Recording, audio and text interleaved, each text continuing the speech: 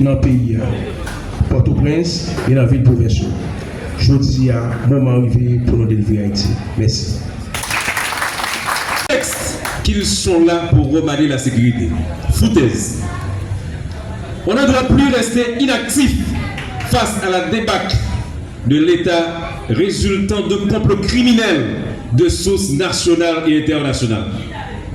Il faut, ayant compris notre mission patriotique, prendre des dispositions pour l'accomplir au lieu de la trahir.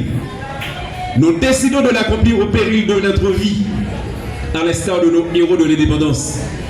Le temps est donc venu de mettre un terme à cette crise plurielle et multiforme qui profite grassement aux ennemis de la patrie et qui enfonce le pays chaque jour de plus en plus dans le sous-développement.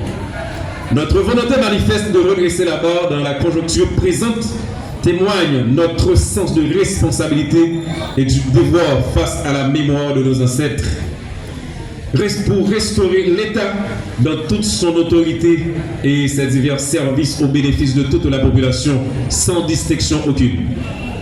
Cette dynamique n'est pas celle d'une Haïti sur une autre, ni d'une classe sociale sur une autre, mais celle d'une nation assoiffée de liberté et de justice sur les forces du mal, tant internes qu'externes, qui l'empêchent de vivre dans la dignité et le progrès. À travers différentes manifestations sur tout le territoire national, souvent réprimées dans le sang, chez nous et même en terre étrangère, le peuple haïtien exprime clairement à la face du monde son rejet du système politico-économique qui méprise son humanité et sa citoyenneté.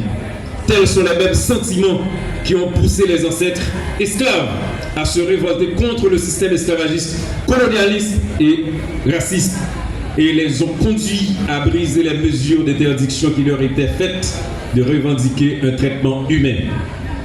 Aujourd'hui, en tant que citoyens engagés, nous nous inscrivons exactement comme avant-gardistes dans cette lutte aux côtés du peuple haïtien pour faire respecter la souveraineté d'Haïti et pour rendre possible le retour à l'ordre constitutionnel. Ainsi, la mauvaise gouvernance, la corruption généralisée, l'impunité, la montée volumineuse des bandes armées et le banditisme d'État seront un souvenir d'antan. L'État sera respectueusement au service de la population et non l'inverse. La sécurité, les valeurs de la République, l'égalité des citoyens et citoyennes, la fraternité, les droits et devoirs de la personne, les partialités et l'équité de genre seront un souci permanent dans cette nouvelle Haïti pour laquelle nous nous battons corps et âme. L'indépendance de la justice doit être une garantie formelle, comme le veut tout État de droit. La Bible l'a si bien précisé. La justice élève une nation. Le pouvoir judiciaire doit avoir les moyens et la liberté de sa mission. Et les victimes doivent enfin pouvoir espérer trouver justice. Peuple haïtien, nous ne devons jamais oublier que nous sommes un grand peuple. Nous demeurons un bel exemple d'unité dans la lutte de libération. Nous avons même aidé d'autres peuples à vaincre leurs oppresseurs dans la lutte pour l'obtention de leur liberté. Et grand nombre d'entre eux gardent encore avec respect et gratitude ces souvenirs. Il nous faut maintenant appliquer ce pouvoir d'unité dans la construction de ce grand État dont nous rêvons tous. Notre glorieuse page d'histoire de lutte pour l'indépendance demeure une étoile qui étonne encore dans l'histoire universelle. Et il faut éviter d'y jeter des saletés comme le souhaitent tant les puissances vaincues. Nous, Réveil national et alliés, aujourd'hui, l'ambition de réaliser de grandes choses au profit de la patrie ne nous fait pas peur, malgré la présence des forces rétrogrades, y compris l'ampleur des enjeux et des défis, car l'union est notre force. Pour ce qui concerne nos amis de la communauté internationale, nous espérons un changement de paradigme dans nos relations. Nous exigeons désormais une collaboration respectueuse et fructueuse, car le peuple haïtien mérite mieux qu'un cycle d'assistanat.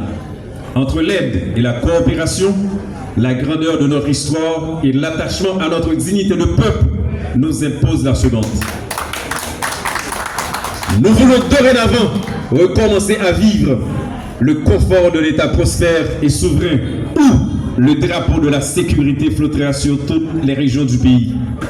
Car aujourd'hui, cette unité entre le Réveil national et différents membres d'autres structures politiques qui sont présents nous montre clairement que cette nouvelle Haïti est possible. Et félicitations à vous tous les amis. Notre société doit être sous peu l'objet de la dignité propre aux citoyens et citoyennes de tout État qui se respecte. Nous luttons en tout état de cause pour un vrai retour à l'ordre constitutionnel. Que le peuple haïtien reste à jamais vigilant.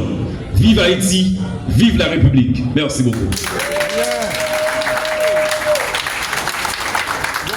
Un discours pathétique qui rassemble l'ensemble des points forts. Nous sommes arrivés, mesdames et messieurs, à la dernière ligne droite de ce grand événement. Même je voulais attirer attention pour nous dire, qu'il y a souvent dit en Haïti, depuis Naguinè, Siné, Traïnè ou Papiorenè. Mais oublié, les gens de nous, c'est l'union. Aujourd'hui,